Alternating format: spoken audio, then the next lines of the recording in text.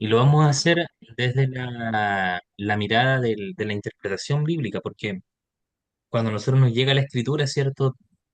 Lista, con sus 66 libros, ¿cierto? Ya canonizados en nuestro idioma, idiomas que a veces existen distintas traducciones, ¿cierto? Que lo hacen más comprensible.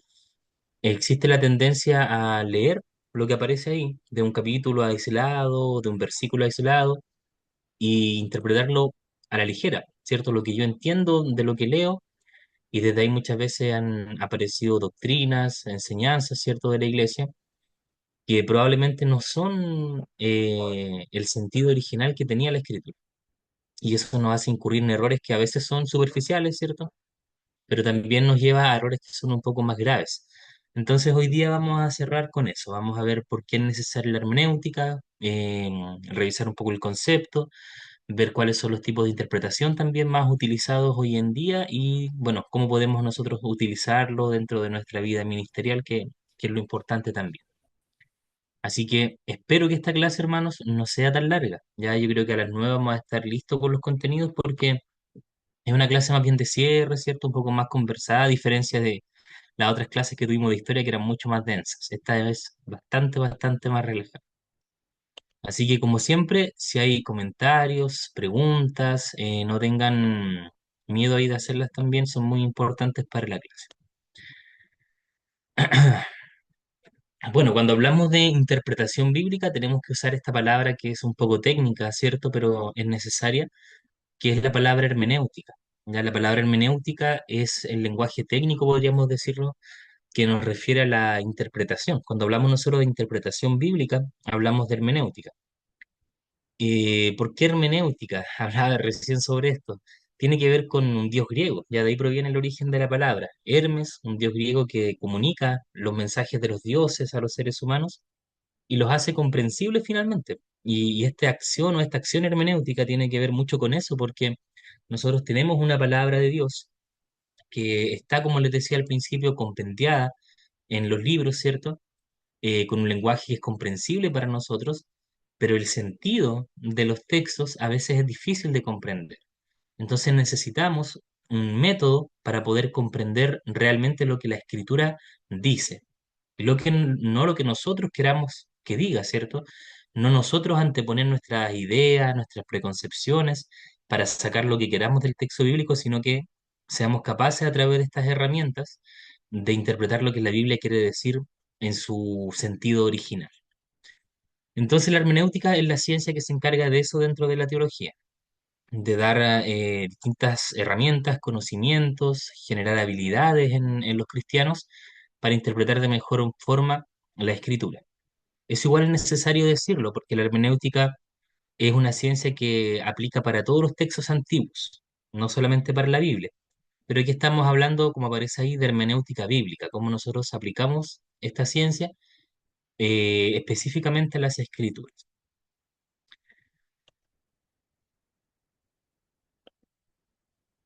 Partamos entonces un poquito más sobre este concepto. Dice ahí que la hermenéutica bíblica es esencial para la interpretación de textos sagrados, ya que nos ayuda a comprender el contexto y el mensaje original de las escrituras. ¿Por qué? ¿Por qué es necesario? Yo a veces me he encontrado, por ejemplo, con algunas personas dentro de la iglesia que dicen que en realidad lo único que necesita el creyente es el Espíritu Santo, ¿cierto? Para poder entender la escritura y que no se necesitaría nada más. Eh, yo creo que en cierta parte sí.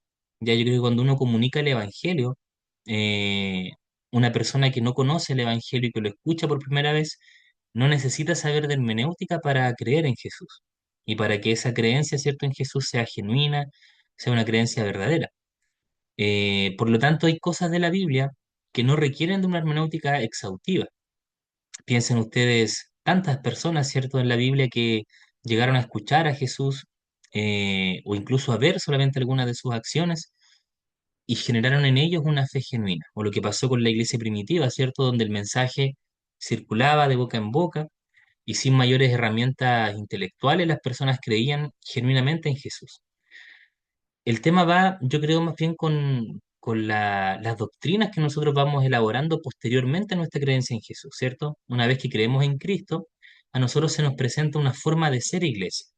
Y a veces en esa forma de ser iglesia, las personas tergiversan ciertas cosas de la Biblia y terminan imponiendo a las personas visiones sesgadas, que nos llevan a prácticas que son equivocadas, ¿cierto? Por ejemplo, nosotros vemos algunos hermanos que están más lejanos, ¿cierto? Por ejemplo, la iglesia adventista. Y nosotros observamos que en esas iglesias, ellos, pese a creer en Jesús, ¿cierto? Pese a creer en la Biblia, mantienen prácticas que nosotros consideramos que ya no son aplicables a los cristianos. Una de ellas, ¿cierto? Por ejemplo, guardar el sábado. La pregunta es la siguiente: ¿la Biblia dice que tenemos que guardar el sábado?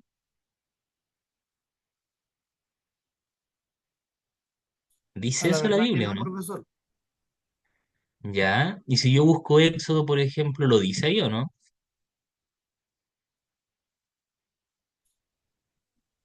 Lo dice en el contexto para el pueblo de Israel, no para los gentiles en este caso.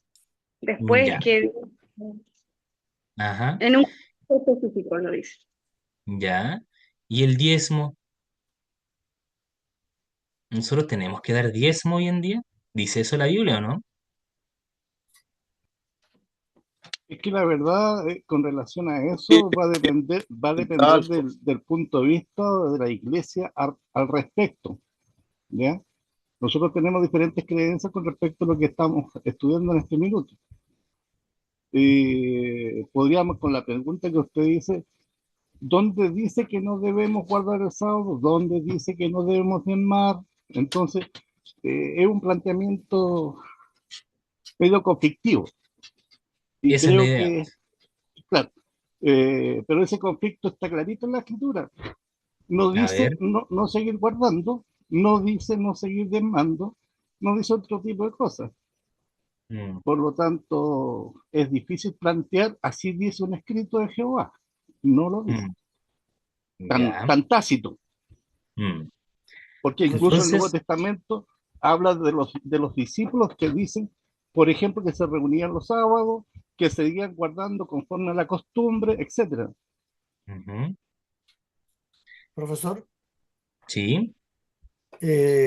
tendríamos que revisar el tema de la doctrina del diezmo con, primero, eh, con Abraham, ¿cierto? Que le da Melquisedec Ujú, voluntariamente, ¿cierto?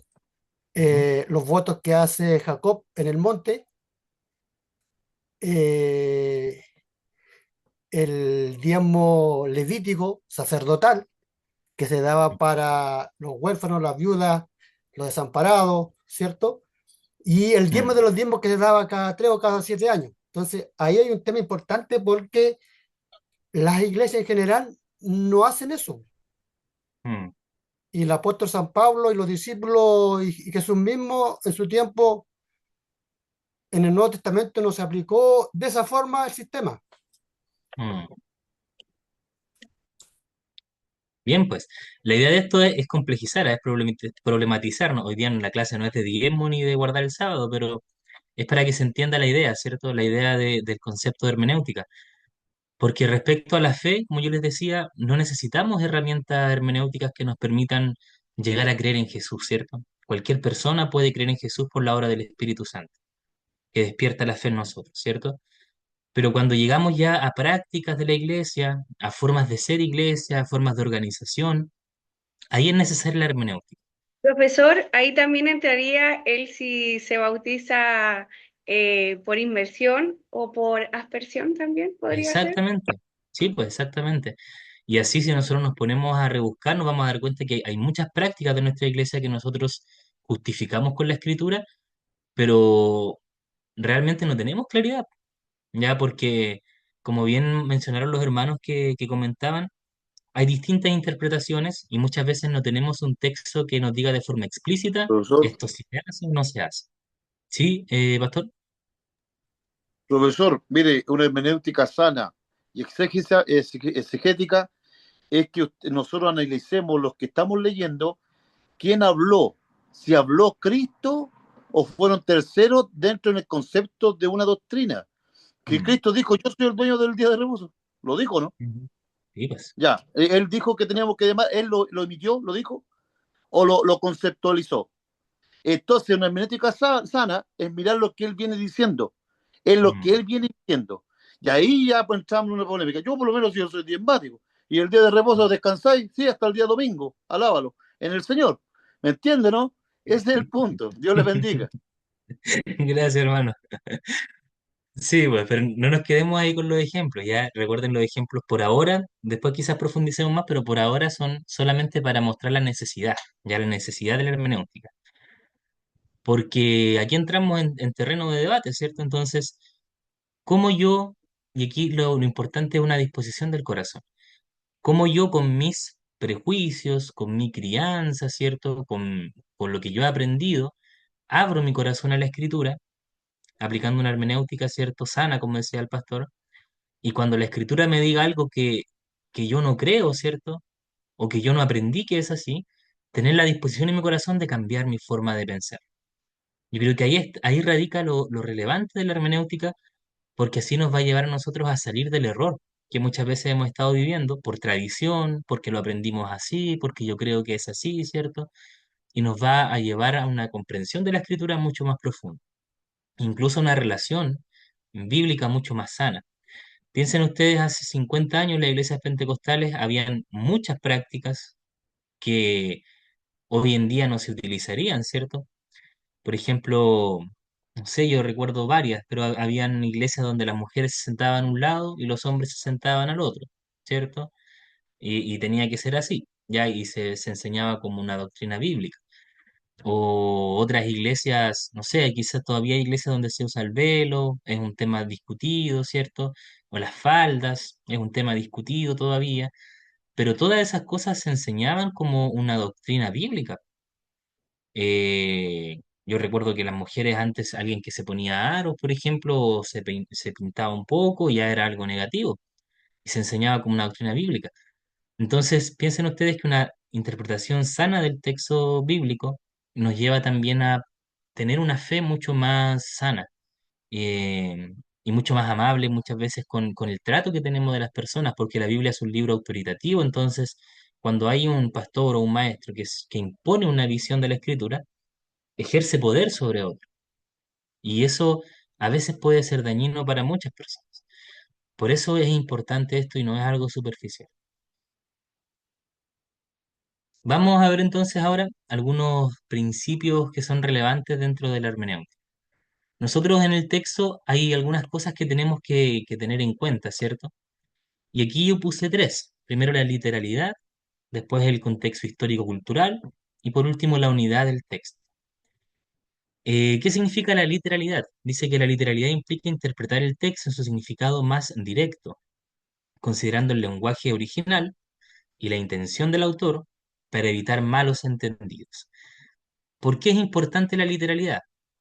Porque ustedes saben que la Biblia no fue escrita en español, no fue escrita en nuestro idioma, ¿cierto? Entonces es necesario, aunque ninguno de nosotros quizás va a aprender todos los idiomas bíblicos, ¿cierto? Porque es complejo, pero es necesario siempre ir a la literalidad, comparar distintas versiones de la Biblia. Si alguno puede, por ejemplo, ver un interlineal, ver una palabra griega que sea compleja, ¿cierto? ¿Cuáles son los distintos significados para esa palabra? ¿Con qué objetivo? Con el objetivo de entender realmente lo que quiso decir el autor bíblico, en un significado lo más literal, ¿cierto? Posible, de acuerdo a las palabras que se ocupaban en ese tiempo. Porque a veces hay palabras que van perdiendo el significado con el paso de los años y con las traducciones. Por ejemplo, cuando nosotros tenemos, este caso es importante, es muy bonito. El caso de Pedro, ¿cierto? Cuando está con Jesús, ya luego de la resurrección, y Cristo le dice, Pedro, ¿tú me amas? Y Pedro le responde, ¿qué le responde? ¿Se acuerdan, no? Tú sabes que Sí, te sí. amo, Señor. Tú sabes que te amo. Ya. Nosotros hemos visto eso, ¿cierto?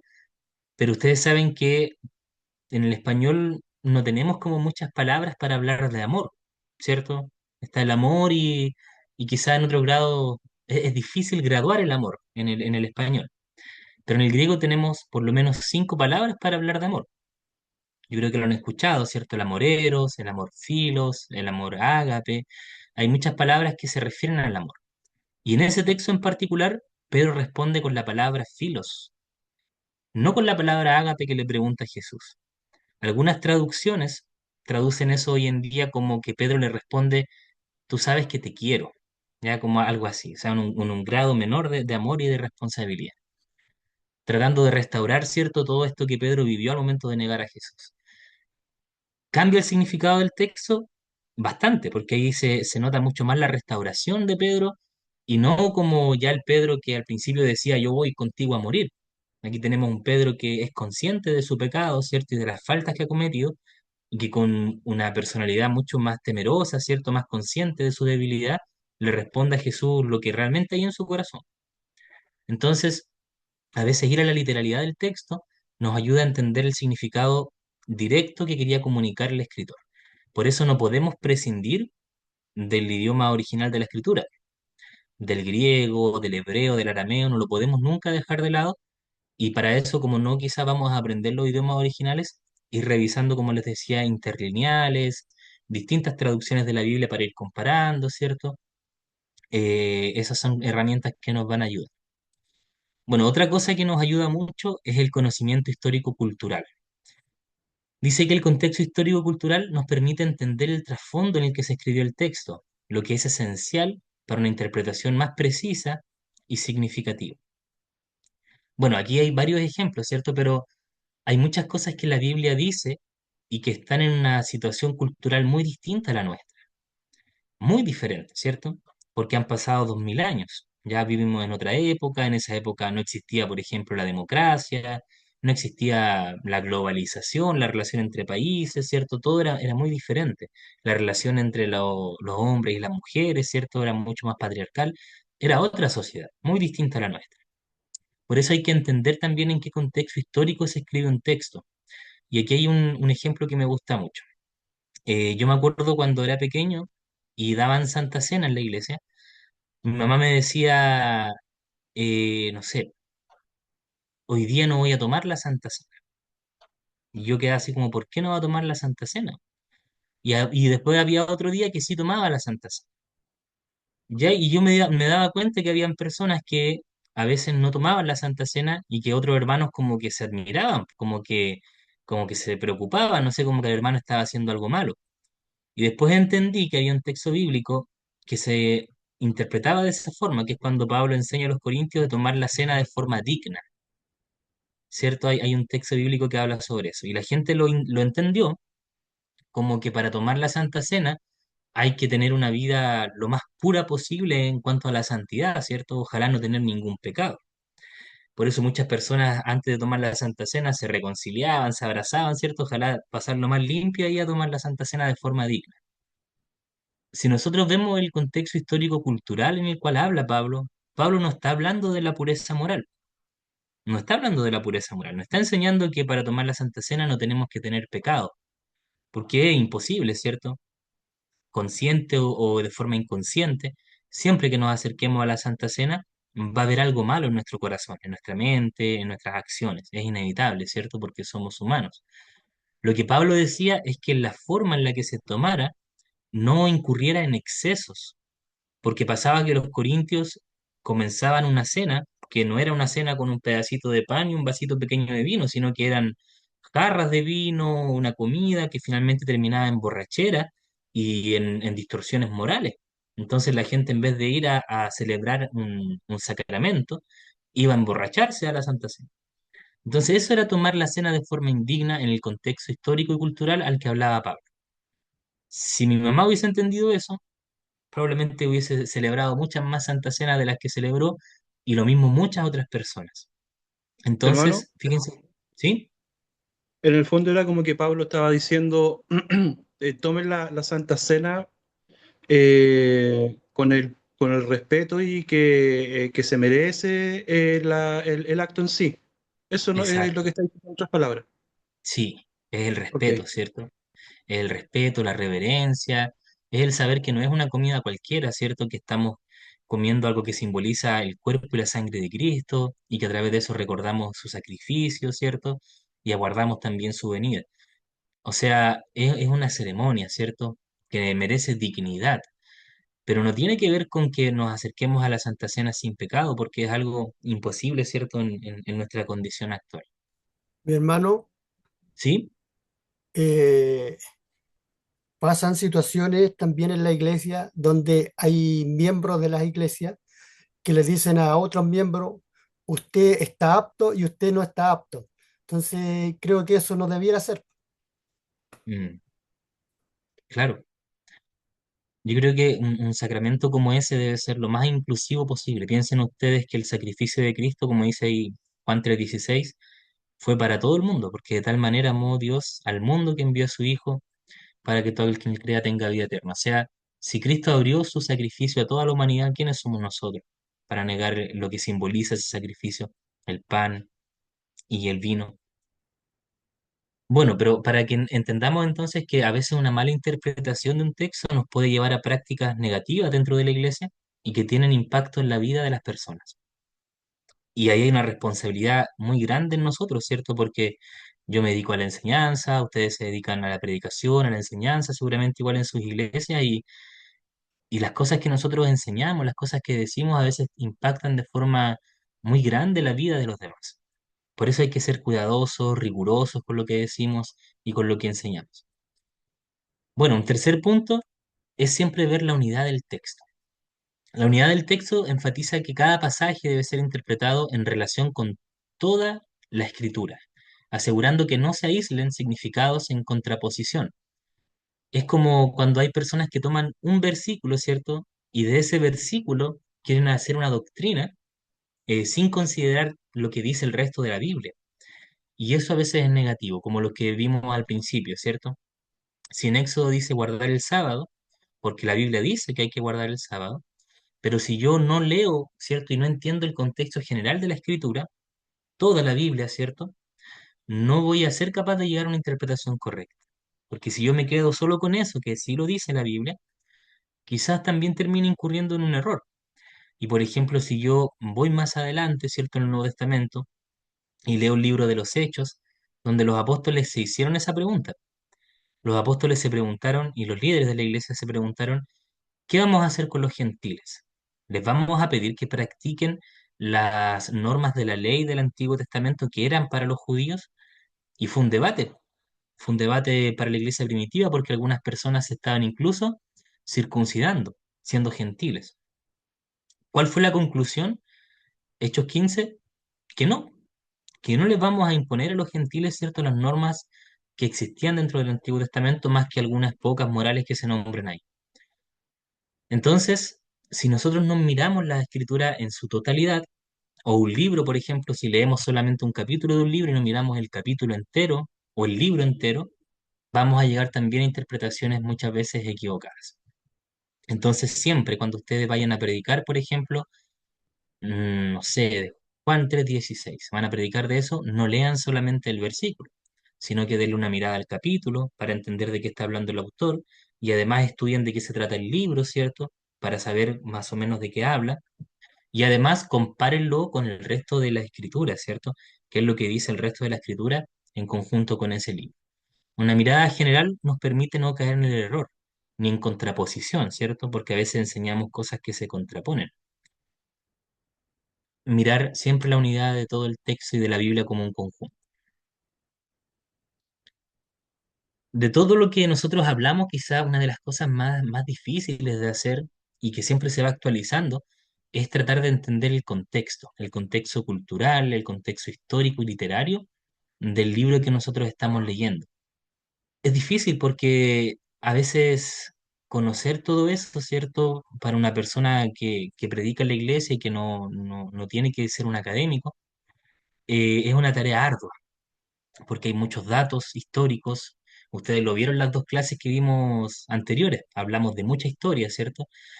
Y eso para que todos los hermanos se interesen por esos temas y profundicen en esos temas a veces es difícil.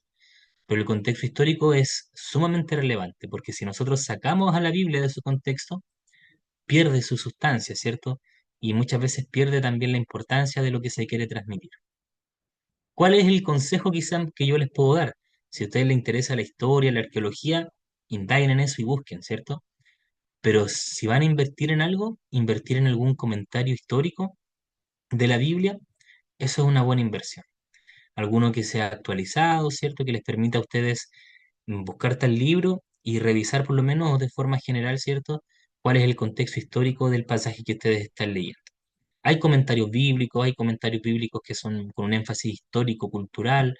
Hay muchas herramientas hoy en día, incluso en PDF, que ustedes pueden utilizar para esa tarea. Profesor, ¿Sí? aquí noto algo interesante. Por ejemplo, eh, a los cristianos, Dios no nos dice que tenemos que saber hermenéutica para poder estudiar la palabra de Dios. Ujú. Pero es interesante que, por ejemplo, si yo no sé hermenéutica, el Espíritu Santo me hace leer la palabra y me hace comprenderla y también me hace ver a través de ella un mensaje que me hace bien o cubre mi necesidad espiritual de ese momento. Y si Mm. voy a predicar, el Espíritu Santo me orienta y me guía por la necesidad general de la iglesia, Mm. ¿correcto? Sí, Pero es interesante que cuando además de eso dejamos que el Espíritu Santo hable y nos dirija, además de eso, si manejamos estas herramientas que usted está comentando, como la hermenéutica, nos ayudan a enriquecer la predicación, porque investigamos, por ejemplo, como usted dice, el contexto histórico, el contexto inmediato, el contexto canónico, etcétera. mm, Yo creo que ese es el sentido de que por eso estamos estudiando, no que nosotros dejamos al Espíritu Santo de lado, al contrario, lo necesitamos para nuestra vida, para estudiar, para enseñar a otros, pero estas herramientas que estamos nosotros aprendiendo acá nos ayudan a enriquecer, ¿cierto? La preparación, el mensaje, la predicación, eso es lo que quería más o menos destacar. sí. Bueno, hay algo a Hermano, mí y que a hermano, veces hay antes que discursos. siga avanzando, cuando usted hablaba del contexto, uno debería usar lo que es y darse cuenta de lo que es el contexto inmediato y remoto. ¿Por qué? Mm, Porque con eso, al entender esos pasos, nos va a ayudar a comprender lo que está antes del verso que estamos ocupando y lo que está después del verso que estamos ocupando. mm, exacto. Tener una mirada, ¿cierto? Cronológica de eso. Bueno, sobre lo que decía el hermano Patricio, igual a veces hay personas con discursos muy en contra de esto, porque sienten que el Espíritu Santo queda de lado. Pero en términos bien prácticos, nosotros sabemos que el Espíritu Santo otorga dones, ¿cierto? Y ministerios a la iglesia. Y uno de esos ministerios es el ministerio de enseñar, ¿cierto? La enseñanza, los maestros. Y justamente yo no conozco ningún maestro de la escritura que niegue la existencia de la hermenéutica y de la necesidad de estas herramientas. Entonces, piensen ustedes que el originador, de alguna forma, eh, de estas herramientas y su aplicación en la iglesia también es, en última instancia, el Espíritu Santo, que ha movido a maestros dentro de la historia para desarrollar estas herramientas y que el mensaje original no se pierda. Por lo Patricio, tanto, aunque sea un tema académico, sin duda hay un motor principal por parte del Espíritu que nos insta a conocer todas estas cosas. claro que sí, tiene toda la razón, profesor Adolfo. Bueno, lo que dijo el hermano Patricio, porque si vemos una hermenéutica total y pura del Espíritu Santo, una hermenéutica del Espíritu Santo fue en Esteban. ¿Se acuerda cómo le Mm. hizo recordar toda la ley a los hombres? Ah, al final apedreemos a este tipo porque la hermenéutica de él no la tengo en el concilio de los fariseos, los saduceos, así que esta viene del tercer cielo. Alábalo. Dios le bendiga. Así es. Dios le bendiga. Gracias, pastor. Bien, pues, hermano. Y aquí entramos en un tema que siempre es interesante en la teología y esto siempre lo van a escuchar, ya para que también conozcan estas dos palabras. Una tiene que ver con la exégesis y otra es la eisegesis. Dos palabras que se usan mucho para mostrar como el contraste entre un trabajo bien hecho y un trabajo mal hecho. Ya eso es básicamente. Partamos primero por la exégesis. La exégesis es el proceso de interpretar un texto buscando entender el mensaje original en su contexto, fundamentándose en el análisis del contenido, el contexto histórico, cultural, así como la intención del autor. O sea que si yo leo, por ejemplo, el Evangelio de Mateo y yo llego a comprender lo que realmente dijo Mateo, lo que realmente él quería decir a las personas que iba dirigido el texto, ¿cierto? En su contexto histórico, con su situación temporal, ahí hice un buen trabajo, ahí hice una exégesis, porque lo que yo tengo ahora en mi mente es lo que realmente Mateo quiso transmitir en su evangelio. Ahí tengo una exégesis, ya un trabajo bien hecho, interpreté lo que el autor original quería decir. Por el contrario, la eisegesis es el trabajo mal hecho. Ya dice que la eisegesis se refiere a la interpretación de un texto impuesta desde fuera, donde el lector introduce sus propias ideas o prejuicios en el texto, distorsionando el significado original y llevando a una comprensión errónea. Piensen ustedes que yo soy una persona que cree en la teología de la prosperidad y además yo en mi corazón, ¿cierto? Deseo enriquecerme, me gusta el dinero. Entonces, una de mis intenciones de vida, uno de mis objetivos de vida es la riqueza. Busco enriquecer, ¿cierto? Entonces yo pongo todos esos sentimientos y esas intenciones negativas que hay en mí, los pongo en el texto bíblico para buscar algo que me satisfaga a mí, algo que me sirva para transmitir mi enseñanza a otras personas, pero mis deseos personales a otras personas. Entonces yo leo, por ejemplo, la enseñanza de la siembra y la cosecha, y yo digo, ah, aquí está, lo que hay que sembrar es dinero. Entonces, si usted siembra dinero, va a recibir dinero.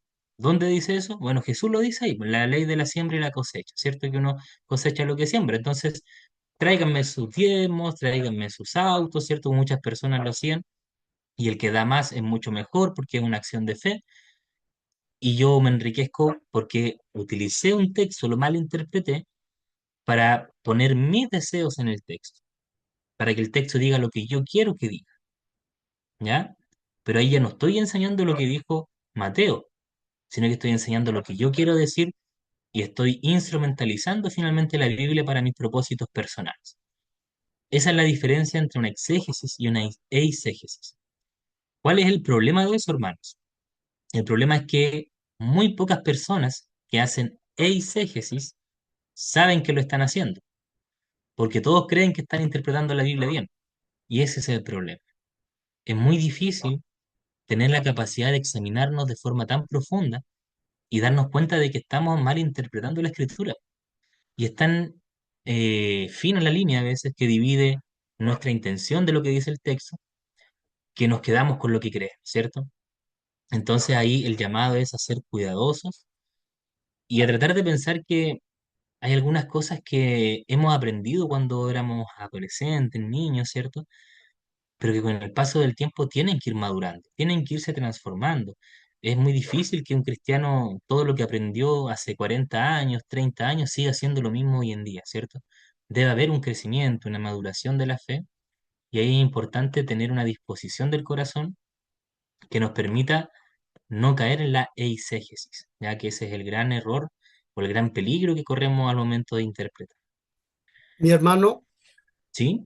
podemos hacer un ejercicio de lo que te está diciendo de la mala aplicación o mala interpretación del texto con el Evangelio de Mateo 26:34, cuando Jesús le dice a Pedro, antes que cante el gallo me negarás 3 veces. ¿Ya? ¿Pero por qué sería? ¿Si me explico un poquito? Porque hay un cristiano chileno que habla el español, dice, cantó un gallo ahí, po, Ah, ya, ya, ya. Claro, claro. ¿entiendes? Sí, sí, sí. Bueno, claro, eso tiene que ver más con lo cultural, un error como cultural, ¿ya? No, Exacto, claro, no se hizo un buen trabajo ahí. Pero exacto. sí, sí, sí, tiene que ver con eso también. Es más sano si eso, porque es por ignorancia. Como alguien no sabía el dato nomás y ahí pasó.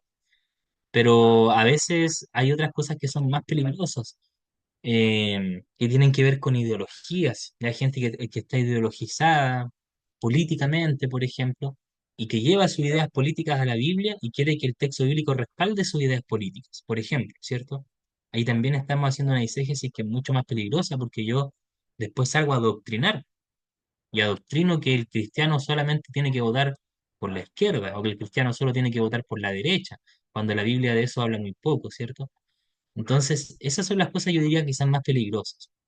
Lo otro es más fácil de educar, porque son datos como históricos, ¿cierto? Precisos, pero a veces las ideologías, las intenciones del corazón eh, s- son más difíciles de cambiar en las personas. Ya, hermanos, ¿qué métodos entonces o herramientas podemos utilizar para la interpretación? Bueno, lo primero, un análisis del lenguaje, ¿cierto? El método de tratar de descomponer el lenguaje utilizado en los textos bíblicos. Hay un ejercicio que es muy simple, pero por ejemplo, identificar cuando nosotros hacemos una lectura, cuáles son los personajes que están interactuando. Buscamos los personajes, ¿cierto? Estudiar los personajes, quiénes son los que están interactuando en el texto, qué es lo que dicen, a quién se lo dicen, por qué se lo dicen. Ya es un ejercicio un poco latoso porque demora tiempo, ¿cierto? Pero es bueno hacerlo. Si yo leo una carta de Pablo, ¿en qué año lo está escribiendo Pablo? ¿Cuál es el propósito de la carta, cierto? ¿A quién se lo está dirigiendo? ¿Cuál es el problema que está tratando de solucionar y cómo lo soluciona? Analizar ese lenguaje en detalle nos va a ayudar a nosotros a comprender, cierto, un poco más el texto en profundidad. Una descomposición. Em, Ver el contexto histórico, como hemos dicho, ¿cierto? En qué año lo dijo y en ese año. ¿Quién estaba gobernando? ¿Los judíos bajo qué imperio estaban siendo dominados o eran independientes? ¿En qué ciudad vivían, cierto? ¿Cómo era la situación de esa ciudad? ¿Estaba en el mar? ¿Estaba más en el valle, cierto? Son cosas que igual nos ayudan a comprender un poco más el sentido de las cartas. Y por último, algo que no debe estar ausente en nuestras predicaciones y en nuestra enseñanza es la aplicación práctica, que esto ya es una capa de significado un poco más elevada, podríamos decir, ¿cierto? Porque aunque es importante mirar el contexto histórico, aunque es importante ver el sentido original, no tenemos que quedarnos en el pasado, ¿ya?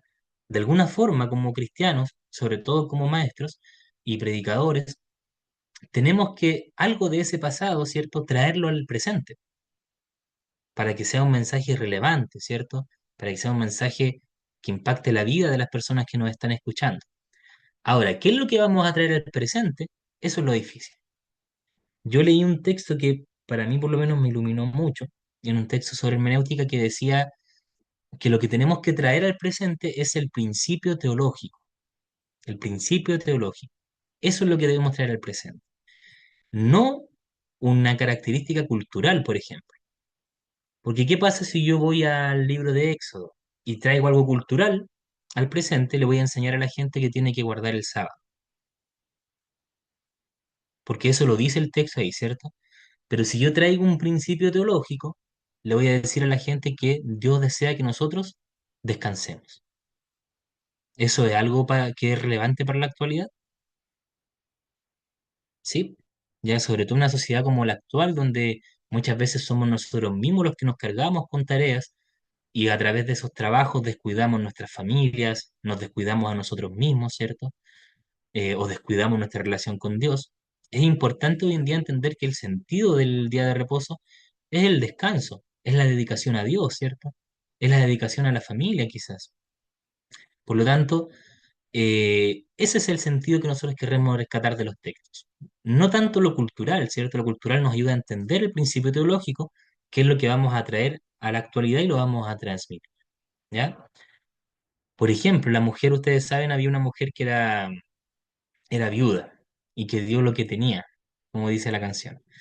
Si yo traigo algo específico del relato, algo literal, yo podría decir, hermano, usted tiene que dar todo lo que tiene. Si yo soy literal, ¿cierto? En mi interpretación. Tiene que dar, si tiene su casa, de su casa, su terreno. Ahora, eso es correcto, ¿no? No tanto, ¿cierto? Porque si nosotros, bueno, ahí vamos a entrar en otro tema, pero en esa época la viuda dio en el templo para lo que se recolectaba y que después se repartía para los desfavorecidos. O sea, la viuda estaba dando para sí misma de alguna forma. Pero hay una intención del corazón del hecho de que con lo poco que yo tengo, o lo mucho que yo tengo, ¿cierto? Debo no olvidar de ser agradecido con Dios, porque entiendo que Él y de Él proviene todo lo que yo tengo. O sea, el sentido teológico de eso es dar con alegría, ¿cierto? Y dar también sabiendo que todo lo que nosotros tenemos proviene de Dios. Ahí hay un principio que sí nosotros debemos aplicar, porque las ofrendas hoy en día son válidas, es necesario, ¿cierto? Porque las ofrendas ayudan a muchas cosas, a la gente pobre, a la gente que está pasando una mala situación en nuestra congregación, a la gente que está en situaciones de calle, por ejemplo. o en los proyectos mismos que tiene la iglesia para sustentarse, se necesita y es importante y es sano que se dé. Pero a veces cuando traemos un principio cultural o literal de algún evento narrativo y se lo imponemos a la gente, ahí quizás incurrimos en un error. Hermano, una Pero siempre, consulta, ¿sí? perdón,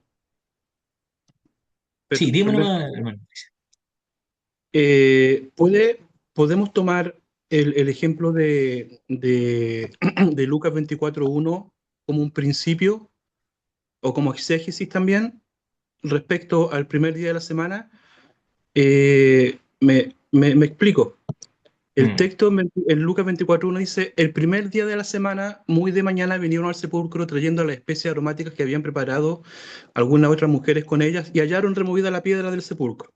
Entonces se mm, dice que el primer día de la semana se sabe que siempre ha sido el día domingo. claro. Pero es interesante que hay personas que argumentan a favor del sábado, que dicen que el texto original en griego dice sábaton, no dice primer día de la semana, ¿ya? Si nosotros leemos Mm, ese texto en griego, dice sábaton, no dice primer día de la semana. Pero yo me di cuenta de algo interesante, hermano, aquí va el principio que venía y el exégesis. Dice en el idioma era griego, dice en el primero de los sábados. Es ujú, interesante que al primer día de la semana, el autor Lucas, en este caso, está llamando al primer día de la semana el primero de los Shabbat, o lo está llamando el primero de los sábados. mm, ¿Se entiende lo que voy? No está claro. hablando de Shabbat literal, sino que está hablando de un día espiritual. Después Mm, del día espiritual, después del reposo literal que Cristo tuvo en la tumba, ahora nombra de nuevo y mezclan, introducen la palabra Sabaton. Bueno, ujú, Shabbat es hebreo, pero acá los griegos o los hermanos de la Grecia primitiva usaban Sabaton, no Shabbat. mm, Pero era lo sí, mismo, hablaban del sábado. Entonces, podría ser mm, usado entonces eso como, ok, el día domingo, el primer día de la semana, para Dios es un Sabaton. mm. Principio. Sí, podría ser, ujú, podría ser. Ahora, lo interesante ahí, eh, a ver, es que yo creo que no podemos ser, mm, cuando pasamos de una narración, ¿cierto?, a un principio que es doctrina para nosotros. Por ejemplo, si hubiese dicho miércoles, ¿ya eso quiere decir que los cristianos tenemos que juntarnos el miércoles y que ese día no hay que trabajar? Probablemente no, ya yo creo que probablemente no, porque creo que lo que se busca rescatar ahí es que independiente el día de la semana, ¿cierto? Porque el día de la semana no tiene un poder sobrenatural en sí, la relevancia está en la acción, en que yo destine parte de mi tiempo, ¿cierto? En algún momento de la semana para buscar a Dios, para descansar, para estar con mi familia, ¿cierto? Para hacer esas cosas que para Dios son importantes también de nosotros mismos. Desde mi perspectiva, no es el día en sí el que da esa facultad, ¿cierto? Aunque es evidente que la iglesia primitiva, de forma muy temprana, ocupó el día domingo como un día de reunión y transformó, ¿cierto?, esta costumbre judía en algo nuevo, en algo distinto, ¿cierto? Como lo que dice el hermano Patricio, un nuevo sábado, que eso sí lo dice el texto en griego. Pero yo creo que cuando lo enseñamos debe ir un poco más allá. Porque alguno podría decir, bueno, entonces solo el domingo. ¿Para qué voy a ir a la iglesia el martes y el jueves y el viernes a los jóvenes? Entonces, cuando ponemos una regla rigurosa, a veces anulamos un principio que es positivo y finalmente cargamos al hermano con algo. El hermano Mauricio creo que quería decir algo, ¿o no? Mi hermano, ¿Sí? en el año 321, un día 7 de marzo, Jerónimo hace el cambio del día sábado al día domingo, por un tema cultural, religioso cultural. No sé, no, uy, ahí sí que no sé si ese dato. Yo lo que sé es que la iglesia primitiva sí se juntaba porque puede ser un tema eclesiástico, ya porque con ¿Sí? Jerónimo ya la iglesia funciona de forma más estructurada, pero la iglesia sí, por lo menos los primeros 300 años, se juntaban los días domingo igual temprano, eran sus celebraciones culticas. Entonces, ese dato tendríamos que revisarlo, pero más allá de eso, ya yo creo que hay que reconocer en este sentido el principio que está detrás de esa acción. Jesús en su vida no descansó el domingo, ¿ya? Él cumplía el sábado, ¿cierto? Pero el sábado hasta ahí nomás, porque también hacía cosas que para los fariseos eran controversiales. Entonces, tratar de entender qué significa, ¿cierto? El descanso y la importancia de tenerlo en algún momento. Mi Bien, hermano, profesor, y uno también, ¿sí? digamos, lo enseña de que, y por lo menos uno es repetitivo, yo creo que ahí los pastores también van a estar de acuerdo, de que los días domingos, sobre todo nosotros decimos, no solamente el día domingo es el día del Señor, sino que debe guardar toda la semana para poder consagrar, aunque sea un tiempo, un espacio, y aparte debemos ser, en general, nuestra vida, intentar apartarla para Dios, entonces ya sea, es ilógico discutir de alguna manera, como decíamos, un día, porque debemos de alguna manera alabar y tener estos tiempos con Dios cada vez, toda nuestra vida, desde que nacemos hasta nuestra última exhalación. Exacto. Muchas gracias, hermana. Bueno, Bien, pues, la Pero, verdad, hermano, con relación a eso, estamos en una polémica específica y doctrinal, mm, porque si nosotros vamos a los textos, vamos a encontrar, por ejemplo, que en el principio, en Génesis, Dios bendice el día sábado. ujú, Ese es el día bendecido. Lo ratifica en los 10 mandamientos cuando dice, acuérdate del día de reposo, o el día sábado en este caso, para santificarlo. mm, Posteriormente, en el Nuevo Testamento, Jesús dice, no vengo a abolir, vengo a cumplir. mm. Mateo, ¿no es cierto?, 5:17. Y después, ¿no es cierto?, en los Hechos de los Apóstoles nos habla y nos relata que los apóstoles, de acuerdo a su costumbre, se reunían los Shabbats, o los sábados, como, como mencionaba el hermano en delante. Mm. Pero si nosotros vamos a la línea práctica y entramos a polinizar otro tipo de cosas, creo que se desvincula con lo que estamos viendo y vamos a terminar en cosas que no aceptamos o que aceptamos. La Biblia es clarita en ese sentido, ya que el cambio radical del sábado al domingo en forma oficial históricamente fue en el año 321 con Constantino, que él hizo los decretos del cambio radical de la observancia del sábado. Ya, yo ahí con ese dato no estoy de acuerdo, ¿ah? No estoy de acuerdo porque cuando nosotros hablamos de iglesia primitiva, ¿a qué nos referimos? Ahí hablamos con Constantino de una iglesia institucional, ¿cierto? En el Sí, 300. estamos hablando de la iglesia, lo que nosotros llamamos la iglesia católica, Ujú, en forma claro, organizada.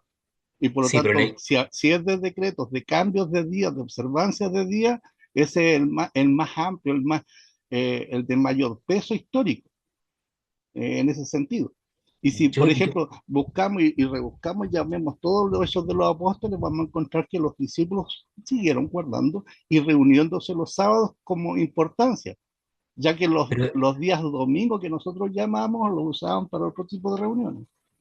mm, bueno, pero en Hechos 27 se dice que se reunían el primer día de la semana a partir del pan.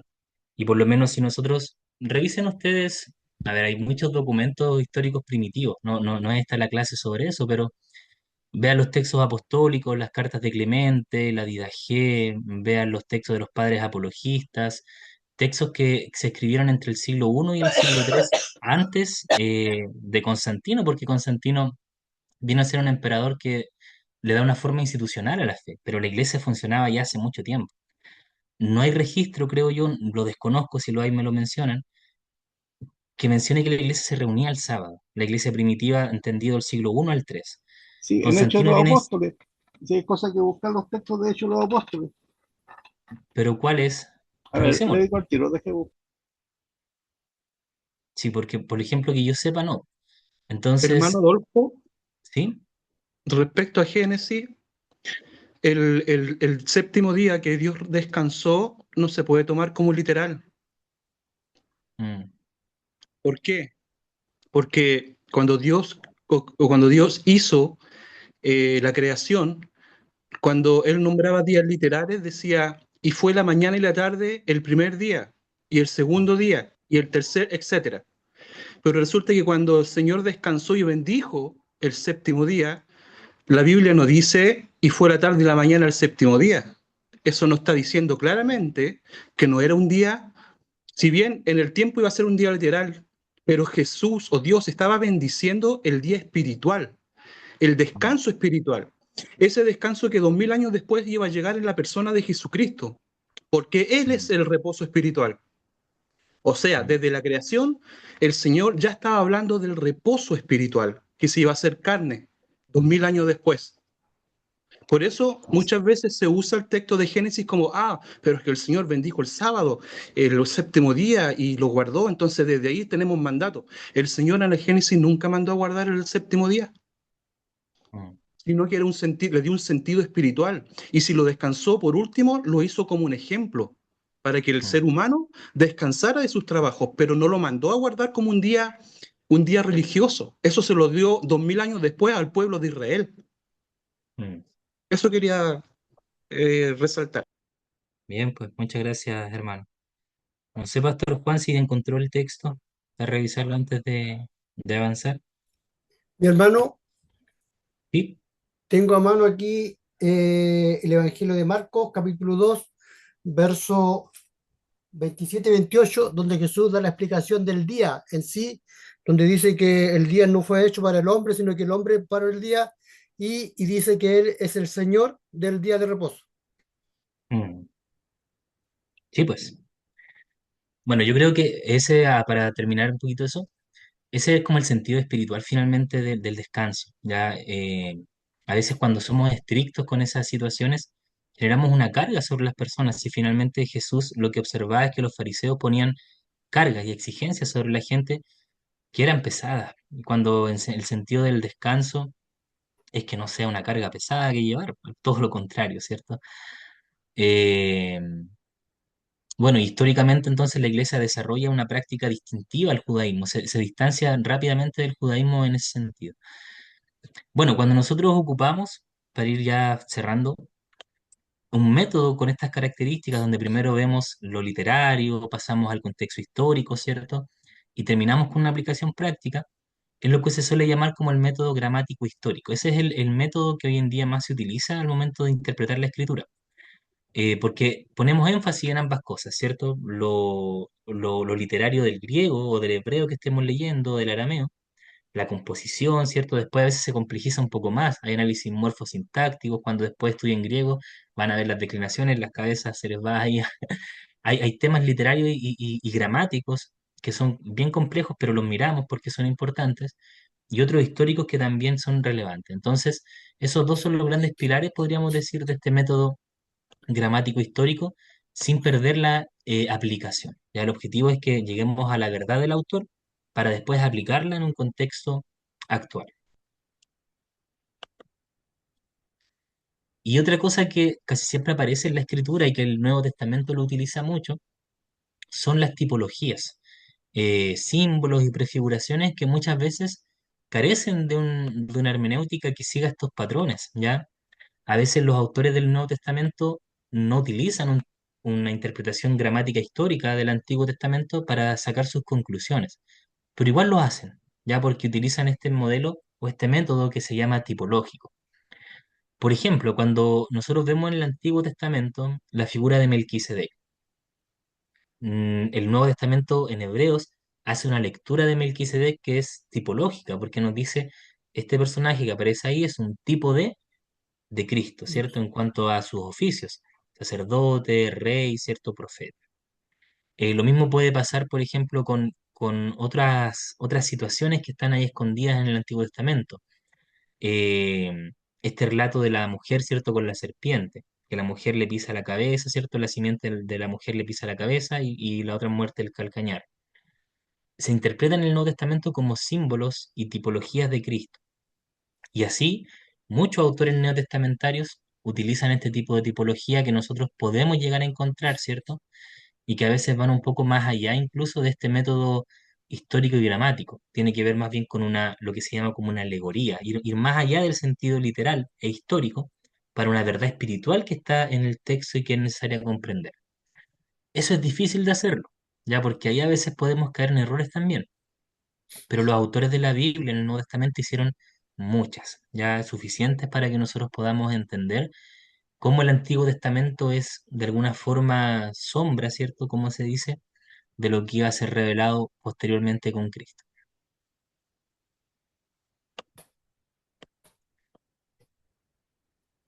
Y ahí nosotros para hacer todo este trabajo podemos ocupar distintas ciencias o herramientas auxiliares. Yo ya les he comentado algunas, ¿cierto? Biblias de estudio. Hay muchas Biblias de estudio que ustedes pueden adquirir para hacer este trabajo. Comentarios bíblicos, concordancias, diccionarios bíblicos, textos de teología. Ya, por ejemplo, hay muchos textos de teología que son comentarios al griego, que pueden ver y ahí también sacar muchas conclusiones de personas que han estudiado esto muchos años.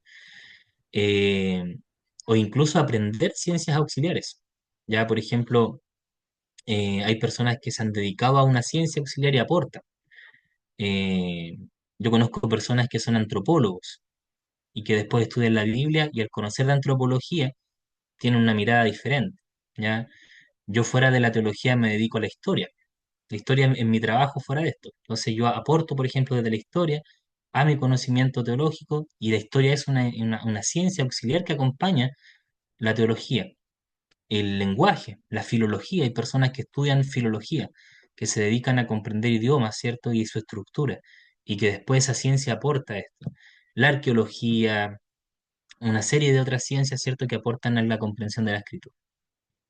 Tenemos entonces, sobre todo hoy en día, y esto sí que es importante, sobre todo hoy en día, muchas ciencias auxiliares que nos ayudan, y un conocimiento que está muy a la mano, ya muy a la mano. Tenemos internet, tenemos herramientas como la inteligencia artificial, que aunque para muchos, ¿cierto?, todavía está como satanizada, pero si la sabemos utilizar bien, nos puede entregar muchas herramientas también importantes. Y sobre todo, diría yo, en este camino de conocer, siempre es importante no abandonar nuestras autoridades eclesiásticas, que también están ahí por algo.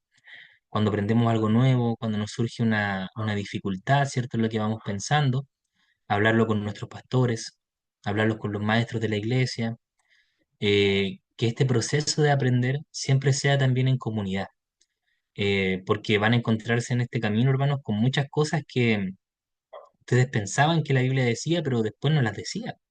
Y eso es un cambio profundo, ¿cierto? Que tiene que ser acompañado por personas que espiritualmente, ¿cierto?, han sido puestas ahí para ese trabajo. Muy bien. ¿Qué más podemos cerrar? Bueno, básicamente lo que habíamos dicho, ¿cierto? Que la hermenéutica es fundamental para interpretar los textos bíblicos. No podríamos nosotros hoy en día hacer una predicación, hacer una enseñanza, ¿cierto?, de la Biblia, dejando de lado todas estas herramientas. Como yo les decía, sobre todo porque cada día se hace más difícil entender lo que dice la Biblia, por la distancia del tiempo, por la diferencia cultural, idiomática, pero además porque, como yo les decía, lo que enseñamos tiene una repercusión muy importante en la vida de las personas. Y sobre todo la aplicación de lo que nosotros enseñamos tiene que ser relevante para los que nos escuchan. Tratar de conocer tampoco solamente la escritura, sino que ser conocedores de lo que pasa en nuestro contexto. Eso igual es importante. Como decía un predicador, en una mano la Biblia y en la otra el diario. O sea, entender qué es lo que está viviendo la gente hoy en día, qué es importante, ¿cierto? Qué es contingente para que la Biblia responda a esas situaciones actuales en su aplicación. Bien, pues mis hermanos, hemos hecho un recorrido bastante largo en estas clases. Partimos de cosas muy simples, ¿cierto? Diciendo qué significa la palabra Biblia, a cosas más complejas como entender su composición, entender su contexto histórico y hoy día ya cerrar Y el día de reposo. con la interpretación. El día de reposo, que fue el gran tema de hoy día. Así que yo creo que esta como curso introductorio nos va a dar las bases para todo lo que viene después. Ya cuando ustedes ya vean cursos específicos, puede que traten alguna sección de la Biblia, pero ya van a estar más o menos orientados, ¿cierto? De dónde está, de qué se trata, de qué estaba pasando en ese tiempo, cuando ocurre eso. Esa es la idea. Así que vamos a dejar un ratito abierto para ver si hay preguntas, hermanos, si hay comentarios finales.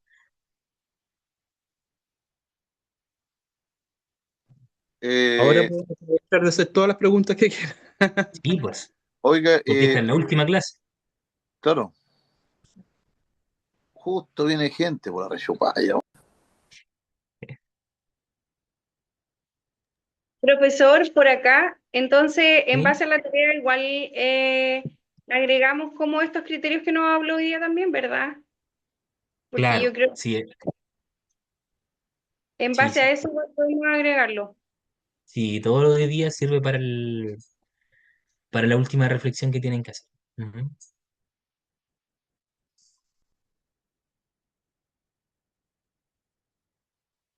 ¿Alguna otra pregunta? ¿Alguien tiene claro el tema de las reflexiones? 100%. ¿Alguien tiene dudas?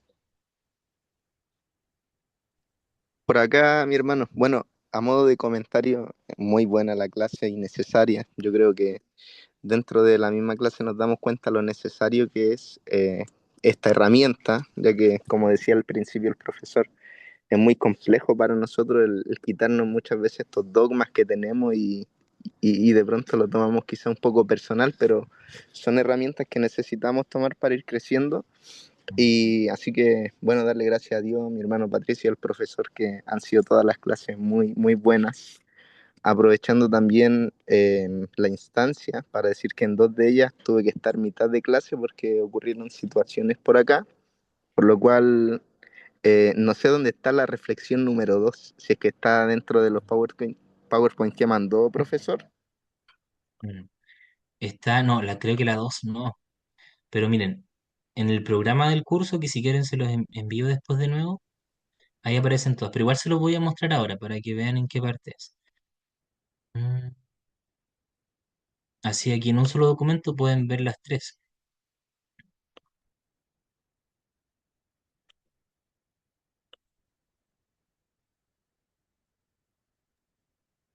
Aquí. Aquí están las clases y aquí aparecen como la actividad. Este es el programa del curso. Siempre que diga sumativa, ahí hay una reflexión. Y ahí son tres. Ahí está la primera reflexión, que era responder esta pregunta.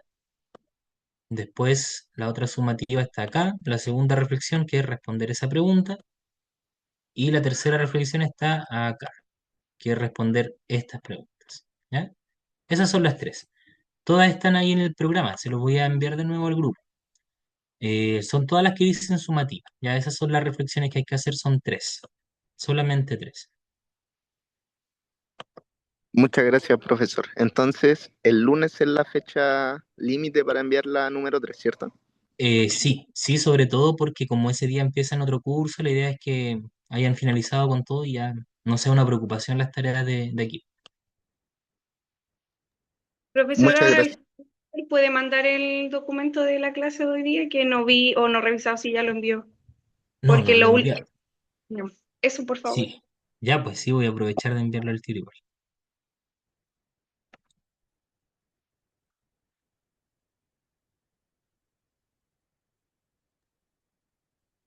Ya. ¿Tenemos alguna otra pregunta para el profesor? Hoy día es la última clase, el profesor se No, va de vacaciones ahora. se- Aprovechen. a Hawái. Mire, hermano Patricio, no, no, el tema de las tareas, Pastor Adolfo, le faltan tareas que llegar, ¿cierto? Reflexión y todo eso. Eh, claro, son tres en total, las que están recién en el programa de nuevo. Así que ahí en el programa tienen que buscar donde dicen actividades sumativas, son tres. Son tres preguntas que hay que responder, cada una de una reflexión. Usted hizo una ya, Pastor. Le quedarían las dos siguientes. Oiga, mire, perdón, yo algo hablé con el hermano Patricio, que yo soy un poco durano con el tema de los emails y todas esas cosas. Todavía estoy ahí, po, pero puedo mandársela como le mandé la otra, ¿se acuerda? Que yo Sí, no puedo hay problema. mandarlo en PDF, no sé si me entienden. Mandárselo en Sí, PDF sí. o ahora, voy a tratar de mandárselo ahora, ¿me entienden? Ya. Porque me falta esas dos y de hecho nunca he estado tan atrasado. O sea, no, Mm. yo sé que aquí usan la misericordia, pero de repente pueden poner un uno igual, no un dos, pues, pero entonces por eso estoy un poquito, ¿me Mm. entiendes? Y hablo, algo Sí. hablé, hermano Patricio, ese es el punto y me tiene un poco complejo. Eso Mm. era, profesor. Esas dos reflexiones es las que usted va a mandar ahora, ¿cierto? Lo que falta o no, ¿cuáles son las que Sí, ya? Sí. Ya, por Bueno, esto. voy a tratar de enviar un poquito más detallada, a ver. Bueno, y lo que quería decir también que es muy buena la clase porque esto le abre más a uno poder meditar, poder estudiar un poquito más, porque imagínense, yo tengo apuntes aquí y si bien es cierto, usted habló de una lista de libros, así que lo tomé bien en serio, estoy tratando de buscar libros, de imprimir libros también, y bueno, todo tiene un costo, ¿ah? Es carito, sale Mm, caro imprimir el PDF y todo eso, así que eso quería decir, ¿ah? ya, pues. Pero es algo para la vida. Perdón, maestro, Sí. con relación a lo que le mencionaba, uno de los textos, por ejemplo, está en el capítulo 13 de Hechos de los Apóstoles, cuando Pablo llega a Antioquía, Ujú. ¿ya? Allí en el versículo 14. Ya. Y después hay una ratificación en donde se reunían ellos, que se dicen en el capítulo 17, ahí en Tesalónica. Ese Y sería, ¿cuál dice en el entonces? versículo 2, y dice, y Pablo como acostumbraba fue a ellos por 3 días de sábado y discutió con ellos y repitiéndose, etcétera, etcétera. Hay uno de los tantos textos que aparecen allí en Hechos de los Apóstoles. Claro, pero ahí van a una comunidad judía, cuando Pablo Sí, visitaba las correcto, pero él, sinagogas. él dice bien claro con relación a Pablo, dice conforme a su costumbre. Era una costumbre Claro, propia de él a y la- obviamente claro, de los discípulos que todos eran de justamente la línea hebrea, la mayoría. claro, sí, po, sí, ¿Ya? Entonces, por sí, para los eso, a judíos eso, a siempre eso fue. me refiero y seguían reuniéndose después con relaciones, ¿no es cierto?, en Santiago, ratifica ahí en el libro de Santiago con respecto a algunos principios, etcétera. A eso me refería más Ya, que a otra cosa. ¿Ya? mm, sí. O sea, yo lo que sé, ahí, las comunidades judías sí, sin duda se juntaban el sábado, la sinagoga siempre fue esa práctica. Pero cuando se distancia del cristianismo, el cristianismo temprano se comienza a reunir los días domingos. Pero ahí el tema, como le decía, es independiente, ¿cierto? De que fuera el miércoles, el jueves. Yo creo que el principio que subyace a ese descanso va más allá de un día en particular. Bueno, Ya pues, hermanos, miren, ahí diferimos algunos conceptos. Ya. claro, ujú. Mis hermanos, les envié ahora sí, lo más comprensible posible, ahí en el WhatsApp, las tres reflexiones.